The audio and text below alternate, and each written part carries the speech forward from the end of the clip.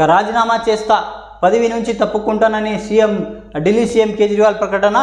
ఇది నేను విధించుకునే అగ్ని పరీక్ష, పార్టీని చీల్చేందుకు బీజేపీ కుట్ర, దేవుడు అండగా ఉండి రక్షించాడు, రాజ్యాంగాన్ని కాపాడాలని అంతకాలం రాజీనామా చేయలేదు, రాజ్యాంగాన్ని కాపాడాలని ఇంతకాలం రాజీనామా చేయలేదు, నిర్దోషిగా నిరూపించుకునే వరకు ముఖ్యమంత్రి కుర్చీలో కూర్చొని ఇక నవంబర్లో ఉప ఎన్నికలు నిర్వహించాలి, సీఎం పదవి ప్రజా కోర్టు నిర్ణయిస్తుంది. కార్యకర్తలతో భేటీలో కేజ్రీవాల్ వ్యాఖ్యలు. కొత్త సీఎం అతిథికి అవకాశాలు. ఇక హర్యానాపై దృష్టి సారించిన కేజ్రీవాల్, ఆయన రాజీనామా ఓ గిమ్మిక్కి కాంగ్రెస్, అది పబ్లిసిటీ కోసం నాటకం అని బీజేపీ వ్యాఖ్యానించడం జరిగింది.